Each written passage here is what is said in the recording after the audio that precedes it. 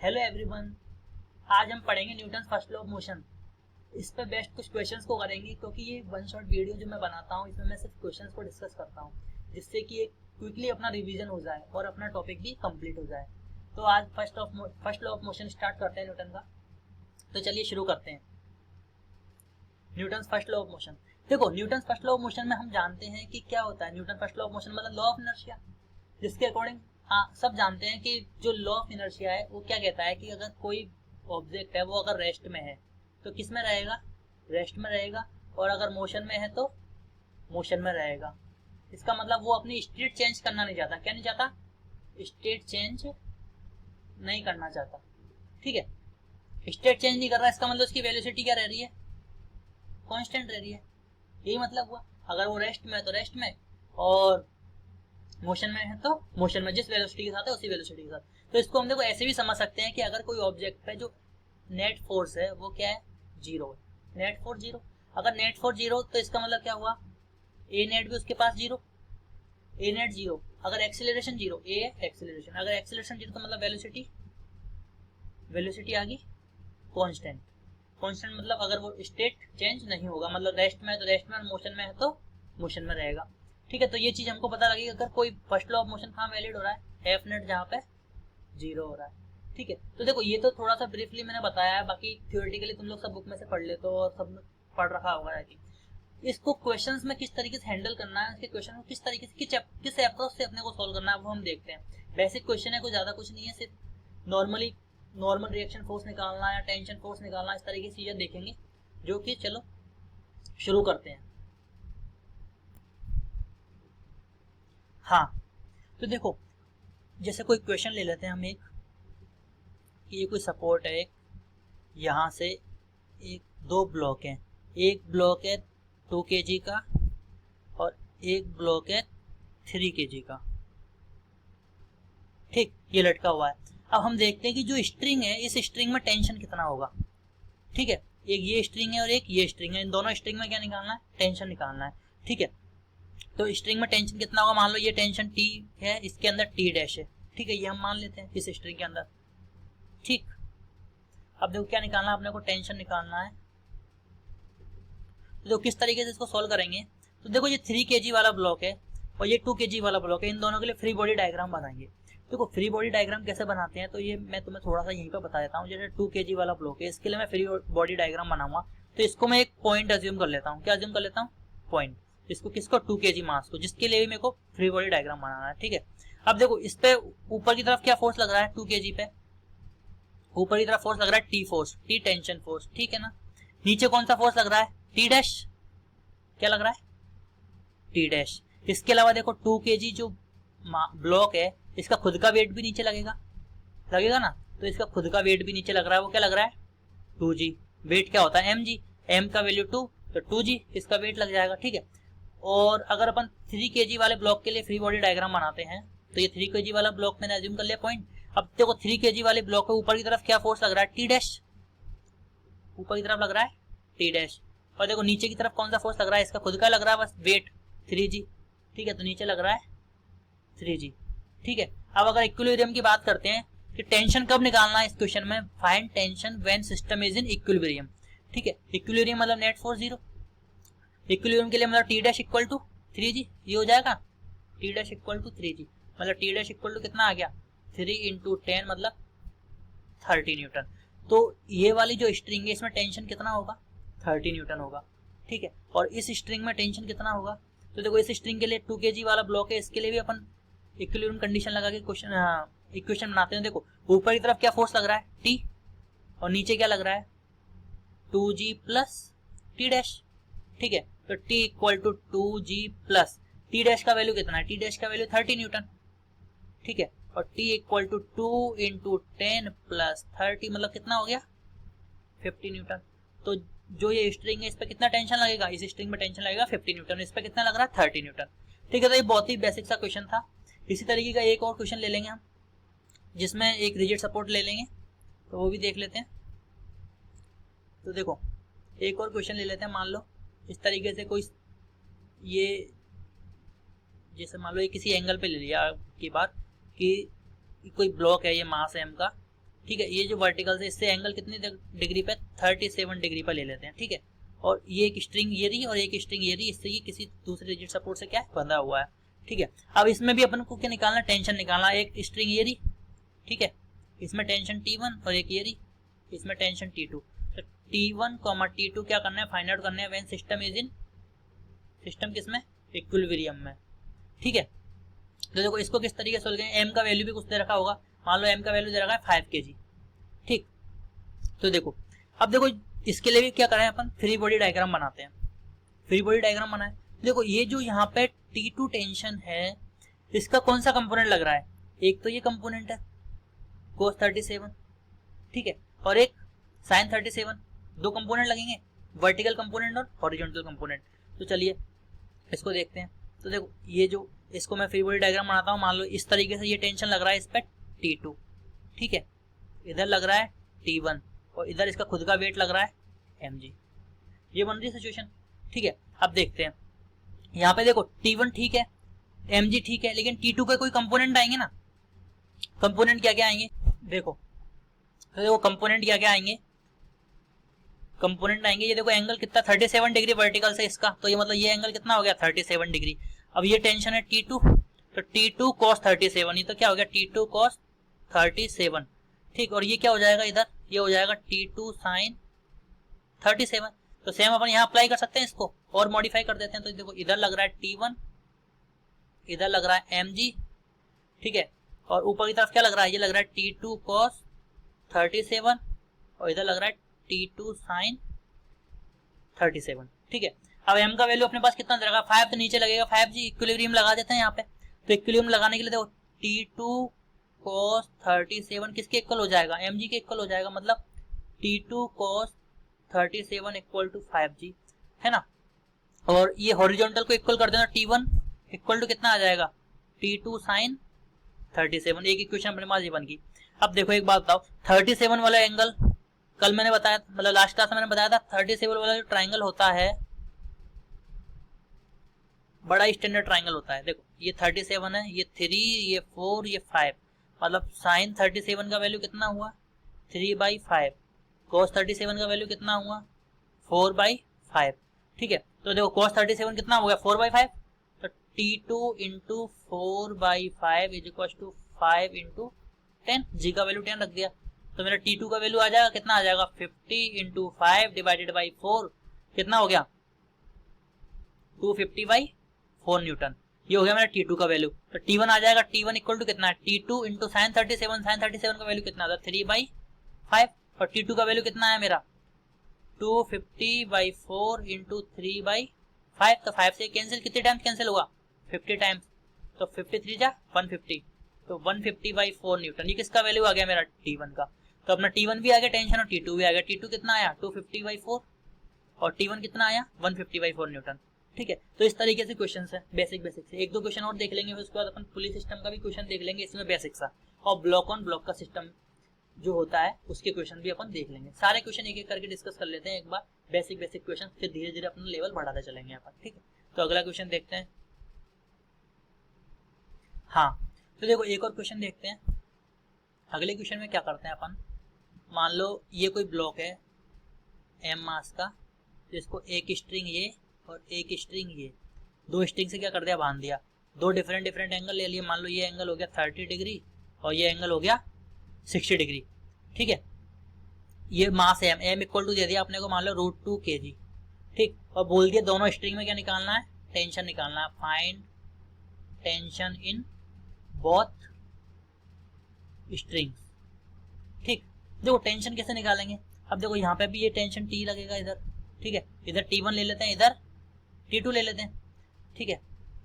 वापस सेम वही क्या बनाएंगे फ्री बॉडी डायग्राम, मान लो ये m मास है तो इस पर देखो नीचे क्या लगेगा mg, ठीक। अब देखो T2 है, T2 का इधर कंपोनेंट कौन सा है 60 डिग्री, मतलब ये तो क्या हो जाएगा इधर T2 cos 60 और ऊपर की तरफ क्या हो जाएगा T1 sin 60, ठीक है। तो इधर क्या लग जाएगा T2 cos 60, ठीक, ऊपर क्या लगेगा ये T2 है तो T2 sin 60, ठीक है। अब देखो ये T1 है तो T1 के भी दो कंपोनेंट आएंगे, ये वर्टिकल हॉरिजॉन्टल। अब हॉरिजॉन्टल कंपोनेंट क्या होगा T1 cos 30, तो इधर तो क्या लग जाएगा T1 cos 30 और देखो ऊपर की तरफ क्या लगेगा T1 sin 30। तो यहाँ पे इधर ये एक और हो जाएगा, क्या आ जाएगा T1 sin 30। ये उसका बन गया फ्री बॉडी डायग्राम। अब देखो इक्वल करते हैं अपन वर्टिकल फोर्सेस को अलग और हॉरिजॉन्टल को अलग।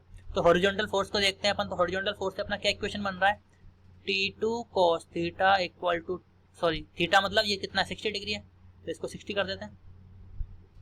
T2 cos 60 equal to T1 cos 30। ठीक है, एक इक्वेशन ही बन रहा है। और वर्टिकल से क्या इक्वेशन बन रहा है अपना, T1 sin 30 plus T2 sin 30 equal to mg।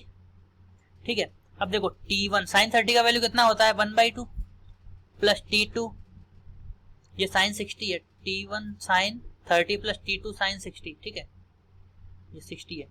तो sin 60 का वैल्यू कितना होता है, sin 60 का वैल्यू होता है √3/2 इक्वल टू मास कितना दे रखा आपने को √2 kg इंटू जी।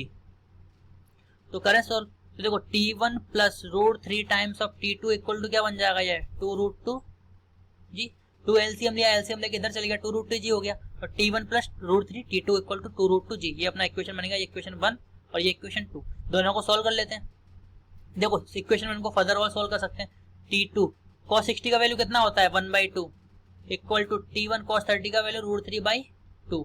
इसका मतलब अपना क्या हो गया यहाँ से, T2 equal to 2√3 times of T1, sorry 2 तो आएगा नहीं, 2 तो यहाँ से यहाँ कैंसिल हो जाएगा। ठीक है, तो T2 इक्वल टू क्या आ गया √3 टाइम्स ऑफ T1। ये इक्वेशन 1 अपन इसको देते हैं इसकी जगह। ठीक है, अब देखो तो इक्वेशन 1 से T2 का वैल्यू अपन इसमें पुट कर सकते हैं सेकंड में। तो पुट 1 इन 2, तो मेरा क्या बना इक्वेशन 2, T1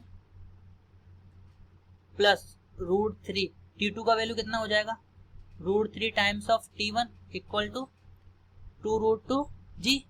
तो T1 प्लस √3 इंटू √3 क्या हो जाएगा 3, T1 इक्वल टू 2√2 जी। ठीक, जो T1 प्लस 3 T1 4 T1 मतलब T1 इक्वल टू कितना हो जाएगा 2√2 इंटू जी डिवाइडेड बाई 4, मतलब 2 से ये 2 टाइम्स कैंसिल, जी 10 मतलब 5√2 जी 10 होता है, 2 से 10 5 टाइम्स 5 इंटू √2 5√2 न्यूटन। किसका वैल्यू आया है T1 का, जब T1 का वैल्यू 5√2 आया तो T2 का निकल जाएगा। तो T2 कितना हो जाएगा, T2 हो जाएगा मेरा √3 इंटू 5√2 मतलब 5√6 न्यूटन। ये मेरा किसका वैल्यू हो जाएगा T2 का। ठीक है, तो अपना T1 भी निकल गया, T2 भी निकल गया। तो आई थिंक समझ में आ रहा होगा धीरे धीरे। और भी कुछ क्वेश्चंस करेंगे, पुलिस सिस्टम भी लाएंगे अब अगले क्वेश्चन में, और एक दो क्वेश्चन और देख लेते हैं कैसे भी। तो अगला क्वेश्चन देखते हैं फिर। हाँ, तो देखो अब जो अगला क्वेश्चन है एक अपन इंक्लाइंड प्लेन का क्वेश्चन ले लेते हैं, जिसमें तुम्हें एक दो कॉन्सेप्ट और सीखने को मिलेंगे। मान लो ये थोड़ा ऐसा ही बना है, अच्छे से बना लेते हैं। ये कोई इंक्लाइंड प्लेन है, ठीक है, जो एंगल कितना है इसका थीटा एंगल पे, और यहाँ पे कोई ब्लॉक रखा हुआ है मास m का, कुछ भी मास होगा इसका जो भी, तो मास m का कोई ब्लॉक रखा हुआ है। ठीक, ये एक स्ट्रिंग से इससे कनेक्टेड है। ठीक है, तो इस स्ट्रिंग पे टेंशन निकालना है अपने को, और देखो इस पर रखा हुआ है तो कुछ ना कुछ नॉर्मल रिएक्शन भी होगा, तो नॉर्मल रिएक्शन भी निकालना है अपने को। ठीक है, तो find T, normal reaction when system is in equilibrium. सारे क्वेश्चन किस में लेंगे अपन, इक्विलिब्रियम में। सिस्टम इज इन इक्विलिब्रियम, क्योंकि Newton first law of motion के बेसिस पे मैं क्वेश्चन करा रहा हूँ सारे। ठीक है, तो देखिए यहाँ पे जो ब्लॉक M है ये किस में रखा हुआ है, कॉन्टेक्ट में। कॉन्टेक्ट पे रखा हुआ ना, इंक्लाइंड प्लेन से कॉन्टेक्ट है, कॉन्टेक्ट है तो कॉन्टेक्ट फोर्स लगेगा, मतलब नॉर्मल रिएक्शन फोर्स लगेगा। ठीक, तो देखो जो M ब्लॉक है ये नीचे इस पे सरफेस पे, इंक्लाइंड सरफेस पे कौन सा फोर्स लगाएगा, इधर लगाएगा mg, सॉरी ये लगेगा mg फोर्स। ठीक, इधर लगेगा ये नॉर्मल रिएक्शन फोर्स लगेगा, सरफेस भी इसमें नॉर्मल रिएक्शन लगाएगा। ठीक, अब देखो एक बात बताओ, अगर इसका फ्री बॉडी अगर हम बनाते हैं, यहाँ क्या फोर्स लगेगा, यहाँ टेंशन फोर्स लगेगा, इधर T। ठीक, तो ये मान लो फ्री बॉडी डायग्राम बनाते हैं, मास m है, तो देखो इस पे ऊपर की तरफ क्या फोर्स लग रहा है, इस पे ऊपर की तरफ फोर्स लग रहा है नॉर्मल रिएक्शन n। ठीक है, अब देखो इधर कौन सा फोर्स लग रहा है, टेंशन T। अब नॉर्मल रिएक्शन के नीचे इधर कौन सा फोर्स लग रहा है, ये, और एक इधर ये क्या लगेगा, ये जो mg इसका वेट है, इसके कंपोनेंट लगेंगे। क्यों, क्योंकि देखो ये mg यहाँ जा रहा है, नॉर्मल रिएक्शन की इधर कौन सा एंगल आएगा, देखो ये एंगल थीटा, ये एंगल 90, तो ये एंगल कितना हुआ 90 माइनस थीटा, ये 90 माइनस थीटा, तो ये एंगल कितना हो गया थीटा, क्योंकि यहाँ से यहाँ तक का ये भी 90 है, ये 90 माइनस थीटा, ये थीटा, इसका मतलब mg cos थीटा क्या हो गया, ये mg cos थीटा, ये mg cos थीटा और ये mg sin theta, mg sin theta. I think समझ में आएगा इंक्लाइन प्लेन के लिए जो mg के कंपोनेंट कैसे लिए। ये देखो राइट एंगल ट्राइंगल बन रहा है, ये 90 डिग्री है, थीटा ये कितना हो गया 90 माइनस थीटा, ये 90 माइनस थीटा, तो ये थीटा तो मतलब mg cos थीटा, और ये mg sin थीटा। ये mg sin थीटा कैसे हुआ, क्योंकि ये एंगल कितना है 90 माइनस थीटा, मतलब mg cos 90 माइनस थीटा मतलब mg sin थीटा बन गया ये कंपोनेंट। तो देखो जो टेंशन T लग रहा है इधर, इसकी इधर की तरफ कौन सा फोर्स लग रहा है mg sin थीटा, तो इधर लग गया mg sin थीटा, ठीक है, और इधर नीचे कौन सा फोर्स लग रहा है mg cos थीटा, ठीक। अब देखो अपने को टेंशन और नॉर्मल रिएक्शन पूछा है, तो अपने को देखो इक्विलिब्रियम से निकाल सकते हैं, नॉर्मल रिएक्शन एन कितना आ रहा है अपना mg cos थीटा, ठीक, एंड टेंशन T कितना आ रहा है mg sin थीटा। बड़ा ही बेसिक सा क्वेश्चन है, कोई वैल्यू नहीं रखी, कुछ नहीं रखा, बस कॉन्सेप्ट समझ में आना चाहिए। इस क्वेश्चन से मैंने सिर्फ इतना सा बताना चाहा कि इंक्लाइन प्लेन के केस में एक तो उस पर नॉर्मल रिएक्शन लग जाता है, उसके अलावा जो उसका वेट होता है उसके कंपोनेंट करने पड़ते हैं इंक्लिनेशन एंगल की वजह से, ठीक है। तो आई थिंक ये समझ में आई होगी। अब इसके बाद इसी इंक्लाइन प्लेन पर जैसे यहाँ पे देखो ये जो एक टेंशन T जो है और एक स्ट्रिंग है, इस स्ट्रिंग से क्या है ये फिक्स है, लेकिन अगर मैं मान लो यहाँ पे कोई पुली लगा देता तो पुली के बेसिस पे कुछ और भी हो सकता था, तो अपन ऐसा क्वेश्चन करके देख लेते हैं, ट्राई कर सकते हैं, ठीक है। तो चलिए नेक्स्ट क्वेश्चन की तरफ चलते हैं। हाँ तो देखो अपना क्वेश्चन है अगला, एक पुली सिस्टम का ले लेंगे अपन इंक्लाइन प्लेन पे, जो प्रीवियस क्वेश्चन था उसकी तरह ही। तो मान लो यहाँ पे ये कोई ब्लॉक है, मान लो ये ब्लॉक है 5 kg का, ठीक है, ये मैंने मान लिया, और ये कोई यहाँ पे पुली है, फिक्स पुली है ये, ठीक है, इस पे होके जा रहा है, और ये दूसरा ब्लॉक है 3 kg का, और ये इंक्लिनेशन एंगल है थीटा, ठीक है। अब देखो यहाँ पे ये टेंशन लगेगा, स्ट्रिंग है कुछ ना कुछ तो, ठीक, तो अपने को T फाइंड आउट करना है, और ये यहाँ पे रखा हुआ तो कुछ ना कुछ नॉर्मल भी लग रहा होगा, तो नॉर्मल भी फाइंड आउट करना है, एन फाइंड आउट करना है, T फाइंड आउट करना है, इसके अलावा थीटा भी फाइंड आउट कर लेंगे, थीटा कितना आएगा ये भी फाइंड आउट कर लेते हैं हाथों हाथ। तो देखो इसके लिए क्या अप्रोच लगाएंगे, सेम वही सिस्टम का, किसमें इक्विलिब्रियम में, ठीक है, सिस्टम इक्विलिब्रियम में। तो जो 5 kg का जो ब्लॉक है इसके लिए अगर मैं FBD बनाता हूँ 5 kg ब्लॉक के लिए, किसके लिए 5 kg वाले ब्लॉक के लिए, तो 5 kg वाले ब्लॉक के लिए मैं अगर FBD बनाता हूँ तो देखो 5 kg वाले ब्लॉक के ऊपर की तरफ कौन सा फोर्स लग रहा है, वो नॉर्मल रिएक्शन लग रहा है, ठीक है ना। अब देखो यहाँ पे 5 kg वाले ब्लॉक पर यहाँ सेम वही कौन क्या लगेगा, इसका वेट 5g, तो इसकी कंपोनेंट यहाँ पे कौन सा कंपोनेंट आ जाएगा, ये आ जाएगा 5g cos थीटा, और ये आ जाएगा 5g sin थीटा, ठीक है। सेम 3 के लिए नीचे कौन सा आएगा 3g आ जाएगा, ऊपर टेंशन T, और यहाँ भी टेंशन T रहेगा, क्यों, क्योंकि स्ट्रिंग सेम है, अगर एक ही स्ट्रिंग होती है टेंशन क्या रहेगा सेम रहेगा, ठीक है। तो FBD अपन बनाते हैं, यहाँ लिख लेते हैं। तो FBD के लिए अगर ऊपर की तरफ क्या फोर्स लग रहा है 5 kg वाले के लिए ऊपर फोर्स लग रहा है नॉर्मल रिएक्शन N, नीचे की तरफ लग रहा है नॉर्मल रिएक्शन नीचे कौन सा लग रहा है, तो उसको बैलेंस करने के लिए 5g cos ऑफ थीटा, इधर लग रहा है टेंशन T और इधर लग रहा है 5g sin थीटा, ये लग रहा, ठीक है। अब देखो 3 kg वाले ब्लॉक के लिए बात करते हैं अपन, तो 3 kg वाले ब्लॉक पे देखो ऊपर की तरफ फोर्स लग रहा है T, नीचे लग रहा है 3g, तो इसका मतलब T इक्वल टू 3g हो गया इक्विलिब्रियम के लिए, तो मतलब T जो टेंशन आया वो कितना आ गया 30 न्यूटन, क्योंकि G का वैल्यू 10, तो टेंशन तो आ गया अपना 30 न्यूटन, टेंशन तो अपना आ गया, T इक्वल टू कितना आया 30 न्यूटन। अब अपने को नॉर्मल रिएक्शन निकालना है और एंगल इंक्लिनेशन थीटा निकालना है। अब देखो इसके लिए अपन क्या करें, इसको ये फ्री बॉडी डायग्राम से इक्वेशन बनाते हैं। यहाँ से देखो अगर हॉरिजॉन्टल कंपोनेंट को इक्वल करते हैं, T इक्वल टू कितना आ जाएगा अपने पास 5g sin थीटा, T का वैल्यू कितना आया 30, तो 30 equal to 5 into 10 sin theta, 10 से ये 30 3 टाइम्स कैंसिल, अब कितना आया sin थीटा अपना आ गया 3/5। अब देखो 3 और 5 आ रहा, थीटा कितना आएगा इसमें, मैं एक वही एंगल मेरे दिमाग में आता है राइट एंगल ट्राइंगल, कौन सा 37 डिग्री का, यहाँ देखो 3 4 5 sin theta 3/5 perpendicular upon hypotenuse, कौन सा एंगल बन रहा है ये sin 37, ठीक है। तो मतलब थीटा का वैल्यू कितना आ जाएगा 37 डिग्री, ये क्लियर। अब देखो मेरा थीटा का आ गया 37 डिग्री, थीटा कितना आ गया 37 डिग्री। अब क्या बचा नॉर्मल रिएक्शन, नॉर्मल रिएक्शन के लिए इसको मैं इक्वल कर देता हूँ, तो यहां से क्या आ जाएगा मेरा n equal to 5g cos theta. तो n equal to 5 into g कितना है 10 और cos थीटा मतलब cos 37, थीटा अपन ने निकाल लिया। cos 37 कितना होता है 4/5, तो 5 इंटू 10 इंटू 4/5, 5 से 5 40, तो n इक्वल टू कितना आ गया 40 न्यूटन। तो नॉर्मल रिएक्शन कितना आया अपना 40 न्यूटन, थीटा आ गया, नॉर्मल रिएक्शन आ गया और टेंशन टी आ गया। आई थिंक समझ में आया होगा क्वेश्चन। क्या करा इसमें सिर्फ इंक्लिनेशन प्लेन था, वही फ्री बॉडी डायग्राम बनाया, पुली सिस्टम दे रखा था, पुली सिस्टम यूज में ले लिया, स्ट्रिंग सेम थी एक ही, ठीक है, फिक्स पुली है। और देखो यहाँ पे एक चीज और मैं बताना भूल गया, ये जो पुली है वो क्या है मासलेस, क्या है मासलेस। अपने सिलेबस में सारे क्वेश्चन मासलेस पुली के ही आएंगे न्यूटन लॉ ऑफ मोशन के अंदर, ठीक है, मासलेस पुली। तो आई थिंक समझ में आ गया होगा। और इसके बाद और 2-3 क्वेश्चन देख लेते हैं जिससे और अच्छे से क्लियर हो जाएगा क्वेश्चन अपना, ठीक है। तो चलिए शुरू करते हैं, अगला क्वेश्चन देखते हैं। हाँ तो देखो अब जो हम क्वेश्चन करते हैं वो ब्लॉक ऑन ब्लॉक का जो सिस्टम होता है उसकी तरह क्वेश्चन कर लेते हैं। मान लो ये कोई ब्लॉक है और इसके ऊपर एक और ब्लॉक रखा हुआ है, इस तरह के क्वेश्चन आते हैं ना एग्जाम में। मान लो ये कोई मास एम है, ये मास स्मॉल एम है, तो इस तरह के जो क्वेश्चन हैं वो किस तरीके से हैंडल करते हैं वो अपन थोड़ा सा समझ लेते हैं, ठीक। तो देखो इसमें क्या होगा, ये मास एम है, ये दूसरे स्मॉल मास एम का ब्लॉक, इस पे क्या लगाएगा नॉर्मल रिएक्शन लगेगा ना, ठीक है। ये इसकी सरफेस पर रखा हुआ है, कांटेक्ट में है तो कांटेक्ट फोर्स लगेगा, नॉर्मल रिएक्शन। जो मास एम है वो खुद का वेट भी लगाएगा, इधर नीचे का वेट लगाएगा, ये लगाएगा mg वेट लगाएगा, ठीक है, ये लगेगा स्मॉल ब्लॉक की वजह से। और जो देखो ये लार्जर ब्लॉक है ये किस पे रखा हुआ है, ये ग्राउंड पे रखा हुआ है, कहीं तो रखा हुआ ना भाई, ग्राउंड पे रखा है मान लो, तो ये इस पे ये लगाएगा अपना mg खुद का कैपिटल एम वाला।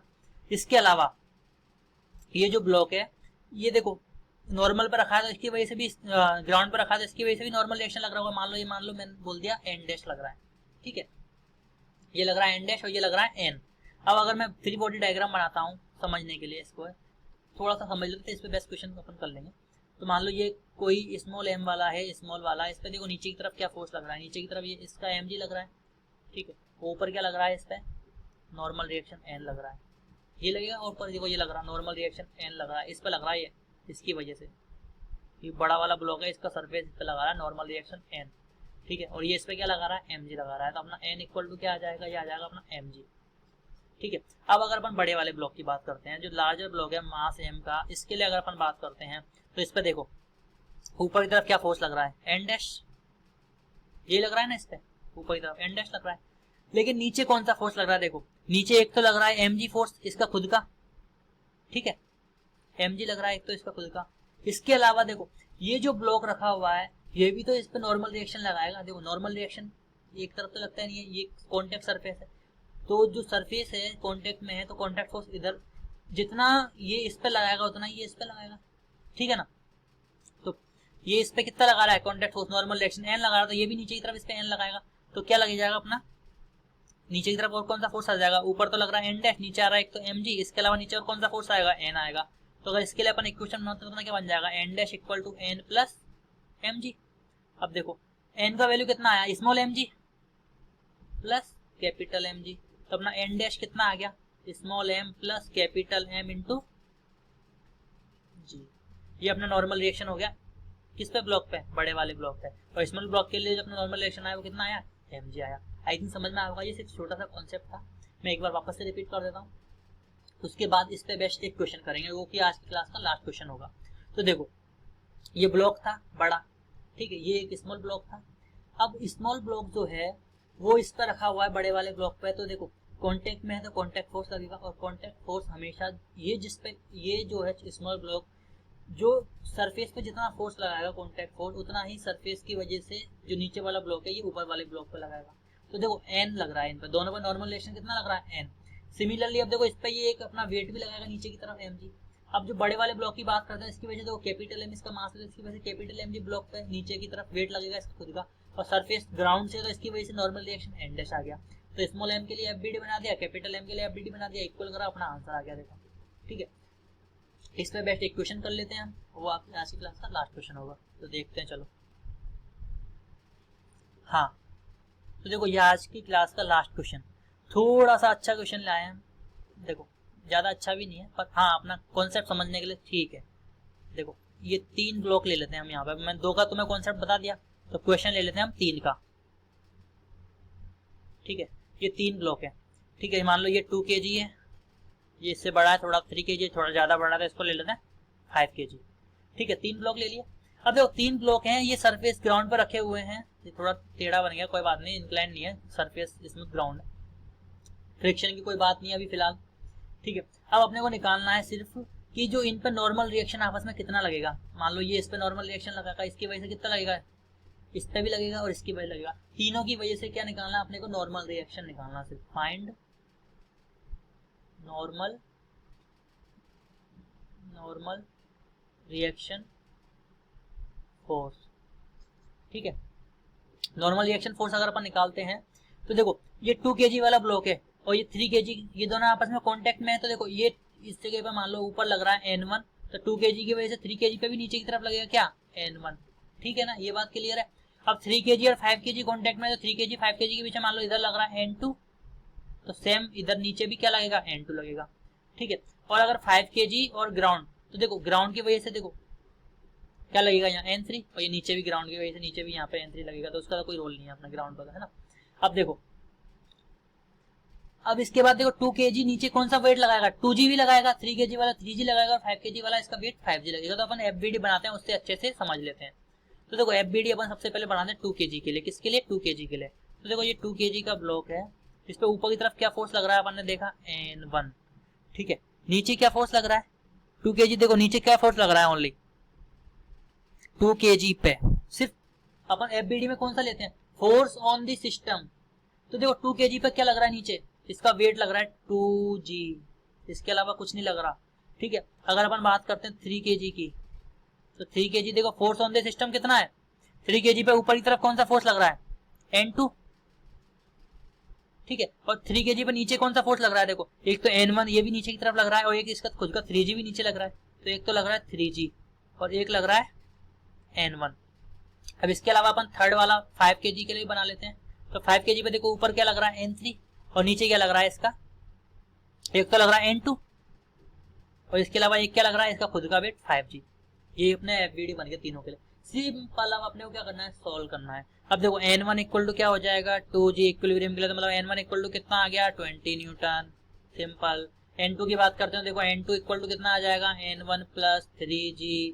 तो N2 इक्वल टू N1 का वैल्यू कितना आया, 20 प्लस 3 इंटू जी मतलब 30, तो N2 कितना आ गया अपना 50 न्यूटन।